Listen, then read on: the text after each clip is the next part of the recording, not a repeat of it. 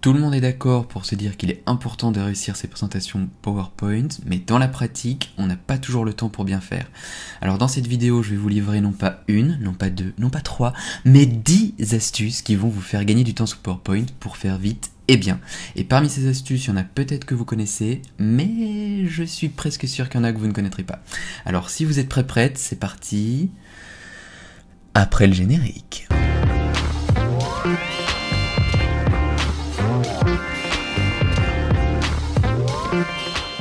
Bonjour à toutes et à tous, c'est Laurent des Joyeux Gribouilleurs, la chaîne qui vous aidera à mettre vos propos en valeur, notamment grâce à des visuels bien choisis qui vous permettront de vous rendre vos propos plus limpides, plus explicites et aussi plus engageants.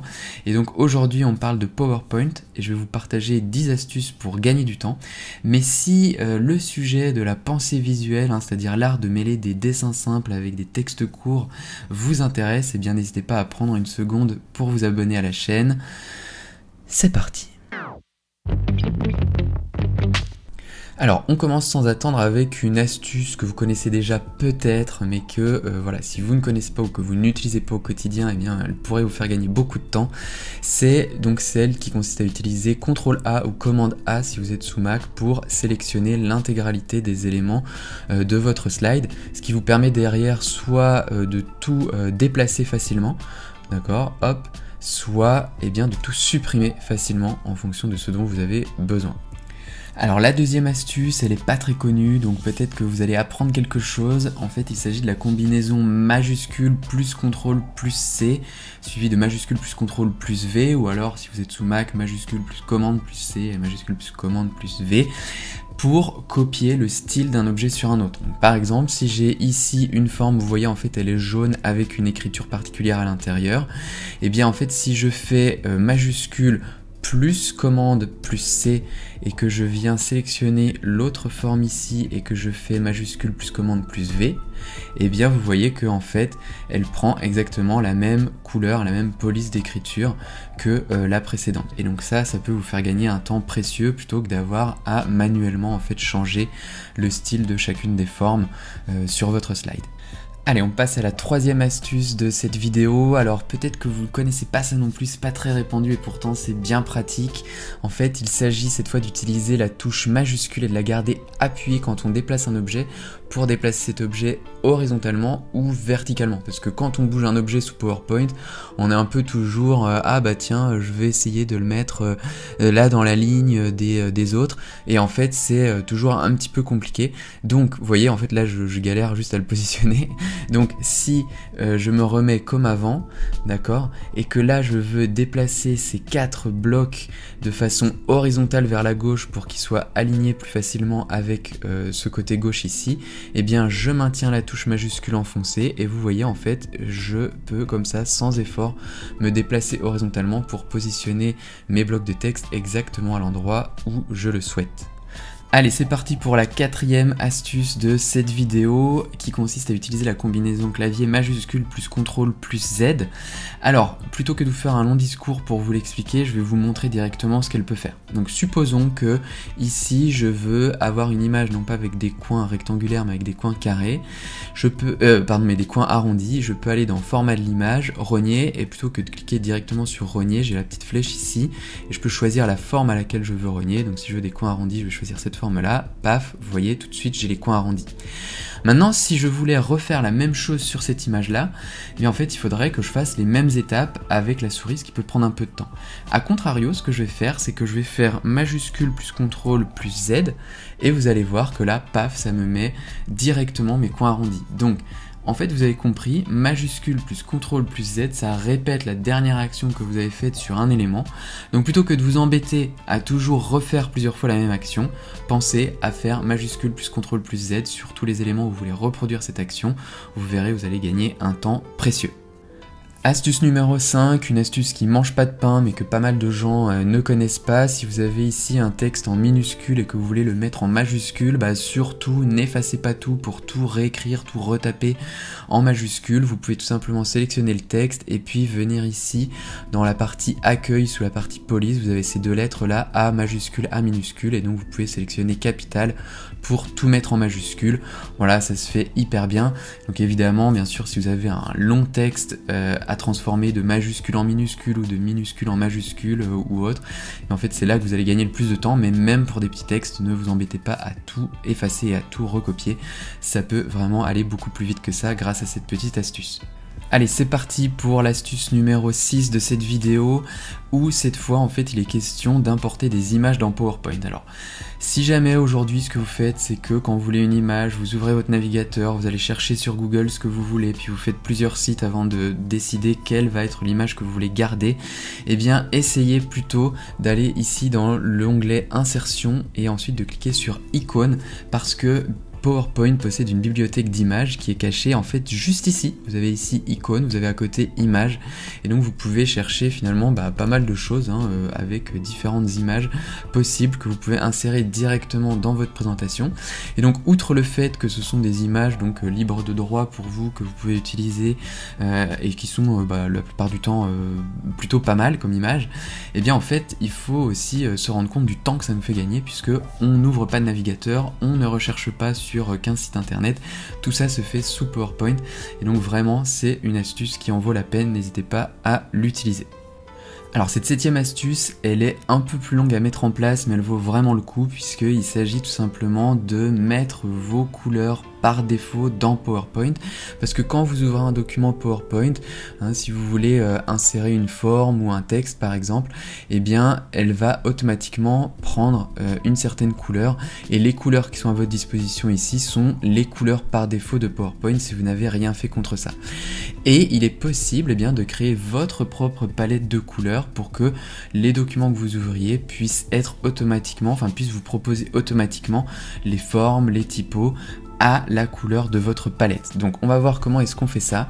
Vous allez ici faire création, et ensuite vous voyez que vous avez ici dans cette partie de droite un petit menu déroulant presque, où vous allez pouvoir sélectionner couleurs et enfin personnaliser les couleurs, et c'est là que vous allez mettre vos couleurs. Donc si par exemple je veux créer un thème avec les couleurs que vous voyez ici, et bien en fait je vais pouvoir dire ok, voilà ce texte là, hop, je prends la pipette, ça va être cette couleur là, ok, idem pour celui-là, tac, je prends ma pipette, tac, et ensuite ma première couleur d'accentuation là, et bien en fait ce sera celle-ci, la deuxième ce sera celle-ci, ok, tac, voilà, etc., etc., pouf. Donc vous voyez, là j'ai pris 5 couleurs, vous voyez que vous avez la possibilité d'en prendre un peu plus, mais en tout cas, voilà, par exemple là je vais remettre celle-ci, et ici je vais remettre celle-ci, voilà, et donc ici, hop, lien hypertexte, on va dire que ce sera celle-là, lien hypertexte visité, hop, on va dire que ce sera celle-là. Voilà, et donc vous voyez, vous pouvez comme ça enregistrer votre palette de couleurs, d'accord, donc ma super palette par exemple, voilà, vous l'enregistrez, et donc qu'est-ce qui se passe? Eh bien ensuite vous pouvez tout simplement aller sélectionner ce thème-là. Donc quand vous faites ici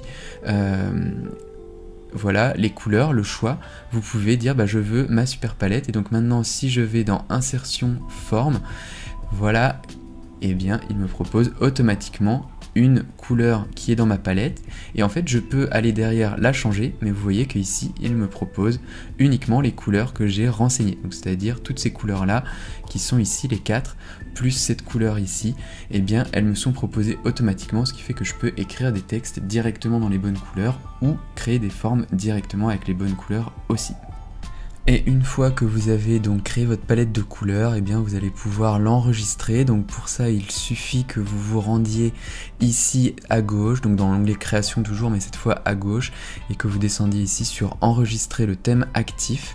Et voilà, et donc comme ça vous pourrez remettre voilà mon super thème, et donc en fait ce super thème aura par défaut les différentes couleurs, vous voyez. Et donc si vous faites enregistrer et que vous rouvrez une nouvelle présentation ensuite, vous pouvez dans l'onglet création aller ici chercher ce thème, d'accord. Donc là vous voyez, on le reconnaît ici, c'est mon super thème. Si je regarde, hop, tac, et donc ce super thème là, et bien hop, si je veux créer une forme maintenant, je fais insertion forme, paf, et vous voyez qu'on retrouve les mêmes couleurs pour cette forme que le précédent.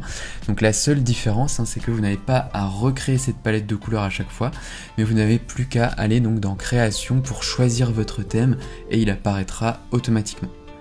Allez, 8e astuce de cette vidéo, rassurez-vous, elle est plus simple que de créer un thème PowerPoint, mais en tout cas, si jamais vous avez comme ça des formes que vous voulez aligner et puis arranger de cette façon-là, vous voulez que tout soit horizontal, qu'elles soient réparties uniformément dans l'espace, eh bien vous pouvez tout simplement sélectionner vos formes, faire l'outil réorganiser et ensuite aller sur aligner pour aligner au milieu, tac. Tout est mis horizontalement et ensuite vous refaites cette fois répartir horizontalement et là vous voyez qu'ils se positionnent tous à équidistance. Donc ça c'est beaucoup plus simple et beaucoup plus précis que de le faire à la main bien sûr, et vous remarquez que vous avez aussi d'autres fonctionnalités, hein. Par exemple vous avez ici dans aligner, vous pouvez aligner tout à gauche, tout au centre verticalement ou à droite, et puis vous pouvez aussi avoir une répartition verticale des éléments, hein. Si par exemple vous avez comme ça hop, un troisième élément que vous voulez répartir uniformément sur la hauteur verticalement, vous faites aligner au centre, tac, et ensuite aligner et répartir verticalement. Vous avez compris l'idée, on s'en sort facilement grâce à ça. Alors l'avant-dernière astuce de cette vidéo, elle est tout simplement magique, elle m'a fait gagner déjà un temps fou. Elle consiste tout simplement à rendre accessible de façon permanente toutes les commandes PowerPoint que vous utilisez le plus souvent. Donc par exemple, moi, si je veux aligner ces trois formes-là de façon verticale et les répartir de façon homogène, je ne vais pas faire réorganiser, aligner, etc. parce que ça prend trop de temps. Ce que je fais, c'est que je me dirige ici, vous voyez en haut là, sur ce qui s'appelle mon ruban d'accès rapide, et j'ai juste à cliquer ici et paf, ça me fait le travail en 2 clics seulement. Vous voyez, donc là la grande question que vous devez vous poser peut-être, c'est comment est-ce qu'on fait pour paramétrer ce ruban d'accès rapide pour que vous ayez toutes les commandes que vous utilisez le plus souvent. Et bien alors si vous êtes sur Mac, vous faites PowerPoint préférences, sinon dans Windows, je crois que ça s'appelle, sous Windows ça s'appelle options. Ensuite, vous allez sur ruban et barre d'outils d'accès rapide. Et là, du coup, vous pouvez mettre n'importe quelle commande. Alors, vous devez choisir auparavant toutes les commandes, mais vous pouvez comme ça venir insérer n'importe quelle commande dans votre barre d'outils d'accès rapide. Donc là, par exemple, hein, si je veux, activer, désactiver l'enregistrement automatique, je clique ici sur cette flèche et là, paf, ça se retrouve sur ma barre d'accès rapide. Donc je fais enregistrer pour qu'on puisse se rendre compte de ça. Et là vous voyez que ici maintenant, tac, j'ai l'enregistrement automatique qui est activé, il ne l'était pas auparavant. Donc si je retourne maintenant dans préférences, je vais l'enlever parce que moi je n'utilise pas cette fonctionnalité là. Hop, barre d'outils accès rapide, tac, je l'enlève, je reclique sur la flèche de gauche, enregistrer. Voilà, et là, paf, vous voyez, il n'est plus question ici d'enregistrement automatique, la commande elle a été enlevée. Voilà, donc vous pouvez vraiment tirer parti de cette fonctionnalité. Il faut pour ça que vous repériez quelles sont les commandes que vous allez chercher le plus souvent et voir ensuite si vous pouvez les insérer dans le ruban, dans la barre d'outils d'accès rapide. C'est vraiment magique. Alors vous l'avez peut-être attendu, la 10e astuce c'est vraiment une pépite, c'est comme la 8e avec la création d'un thème pour avoir vos couleurs. Celle-là elle met du temps à se mettre en place, mais une fois que c'est fait, vraiment elle peut vous faire gagner un temps incroyable. Donc vous voyez, si moi par exemple je vais ouvrir mon thème des joyeux gribouilleurs, et bien en fait si je vais dans affichage, masque des diapositives, vous voyez qu'en fait j'ai plein de dispositions qui ont déjà été préfaites, donc des dispositions que j'ai l'habitude d'utiliser. Et en fait ce que ça fait, c'est que quand je veux faire une nouvelle diapositive, vous voyez j'ai le choix entre plusieurs dispositions. Donc par exemple là je peux avoir une diapositive de titre d'une certaine couleur, j'ai d'autres variantes pour d'autres couleurs, et si par exemple je veux décrire un process en 3 étapes, et bien voilà, j'ai une slide toute faite pour faire ça. Si je veux avoir juste une conclusion, et bien paf, je vais avoir ici une case toute faite où j'ai plus que derrière qu'à insérer mon texte, voilà, mes titres, etc. Et donc vous voyez que tout ça, et bien forcément ça me fait gagner du temps parce que derrière j'ai juste à réfléchir à de quelle disposition j'ai besoin, et ensuite paf, j'ai un template qui est tout prêt où j'ai plus derrière qu'à mettre un petit peu de texte et puis à insérer, vous voyez, des illustrations ou des choses comme ça pour rendre rendre le tout un peu plus sympa. Donc ça c'est le masque des diapositives, donc je vous laisse explorer ça pour le paramétrer vous-même. Armez-vous de courage et de temps parce que ça prend un petit peu de temps, mais une fois que vous avez ça et que vous avez toutes vos dispositions préfaites, forcément vous gagnez un temps pas possible. Donc ça c'est ma dernière astuce pour cette vidéo. Donc j'espère qu'elle vous aura plu. Si c'est le cas, n'hésitez pas à marquer dans les commentaires quelle a été l'astuce qui vous aura le plus apporté ou à partager d'autres astuces que vous connaissez pour gagner du temps sous PowerPoint. Quant à moi, bah écoutez, je vous dis à bientôt dans une prochaine vidéo. Ciao!